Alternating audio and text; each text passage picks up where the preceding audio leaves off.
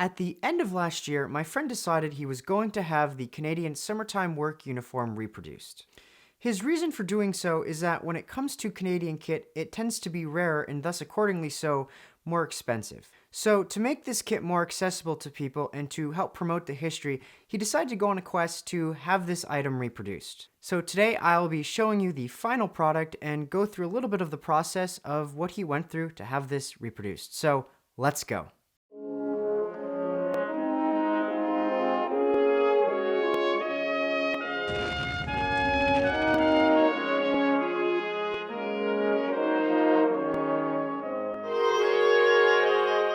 So this thing came in from Hong Kong 2 weeks ago or something, and I had it just sitting on the wicker table waiting to do this video. So let's just get right into it, open it up, and we'll look at it. And along the way, I'll tell you a little bit more about it and the process. So let's get going.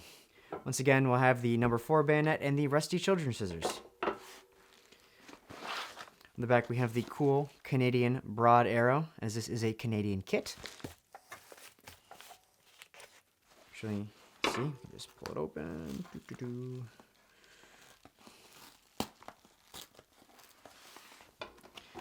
We have to use the stupid bayonet. Just open it. Right, here we go. Oh my god, it's green!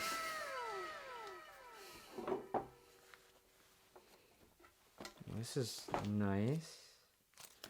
The Canadian broad arrow once again.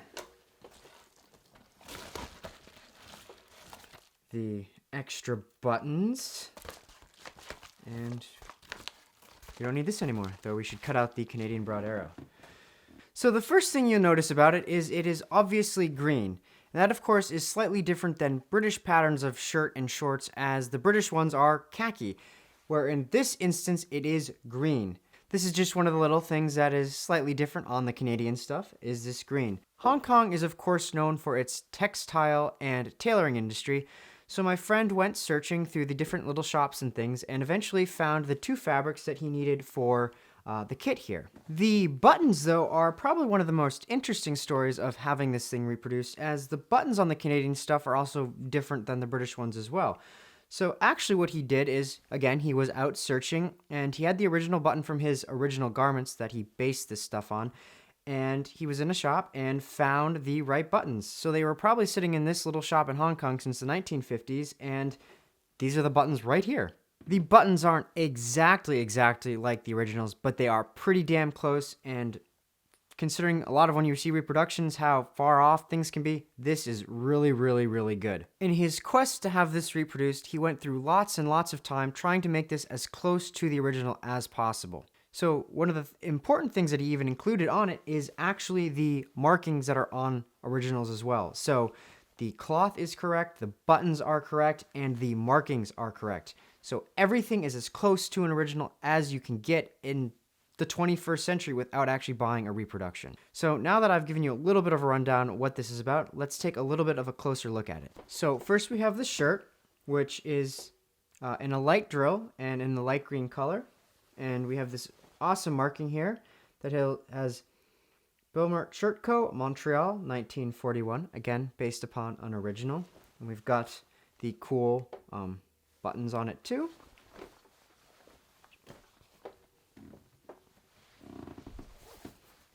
So it's a pretty standard shirt for the Far East in the period. It obviously was not designed for the Far East. It was just a Canadian design, but it is reminiscent of all tropical uniform shirts. Next up, we have the shorts, which is in a drill. And again, unlike the British counterpart, it is made out of a green color. And inside, we have the size marking as well. And it has the T. Eaton Company, 1940. Size 28, with the Canadian broad arrow as well. So once my friend had the right materials to have these made out of, he went to the tailor and had them made. So they're kind of a limited batch run. They're bespoke, but also kind of line made.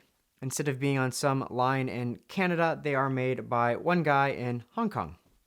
And considering Hong Kong was the first engagement where this uniform was used, I think that's quite appropriate for it and helps do the history even more justice. What I like about his reproductions is they pay so much attention to the detail. It also helps he has the reproduction garments to go off of, and it shows with just that little bit of extra time and energy, you really can make a product that is really, really cool. And personally, I think you have a duty to make things as accurate as possible to help that person who might be looking at it help to really understand that's what it would have looked like.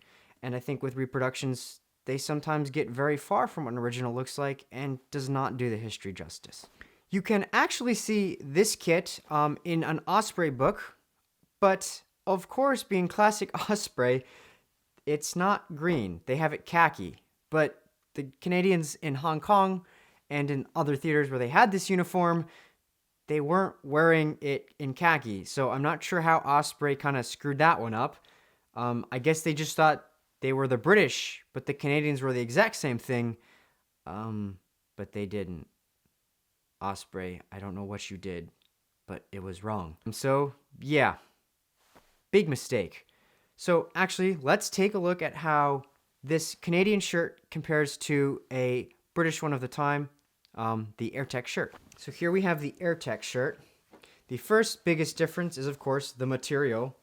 This being AirTech, this being more of a cotton drill. And the next thing is that this is khaki. This is light green. So again, Osprey, there's a difference. The AirTech shirt, of course, has long sleeves. This has the cut sleeves, but cut sleeves is a thing on khaki British shirts too, so don't get confused there. On the British one, you'll notice the scalloped pockets, whereas on the Canadian one, you have more of the traditional pockets. And on the British one, you have the epaulets, in this case removable epaulets, and on the Canadian one you have no epaulets or anything on the shoulders at all. When it comes to the shorts, they are pretty much like a lot of the shorts of the time period, but you'll notice when it compares to British shorts in the early 1940s, these aren't pleated. Most British shorts by this point are being pleated, which is interesting. This is more like earlier patterns of British shorts, so interesting little niche thing there. So why don't I now put it on and give you a little bit of an idea what it looks like on. So here it is on. As you can see, it fits really well. Actually, he made another size down just for me because I'm a little smaller, though he actually gets angry with me because I'm a little too perfect in terms of period sizes. But as you can see, it is very nice. That's what we like to see. So now that I have the main component of the uniform, which is the shorts and the shirt, this will soon be turned into a Royal Rifles of Canada kit in Hong Kong in December 1941. There are just a few more items I will need to complete this kit. One of them is a set of 1937 pattern webbing, the Canadian pattern of boots, which is actually different again than the British, and that will just about be it for the major items. Currently, I already have the cap. It, of course, needs a cap badge. This one is a 1940 dated cap. Next, I have the respirator haversack, which eventually at some point I'll get a respirator, but right now it is not too essential. This is a 1941 dated haversack. So we've got the haversack. And then I have the small pack, which is a 1942 dated example. And all three of these items that I just showed you are, again, Canadian items.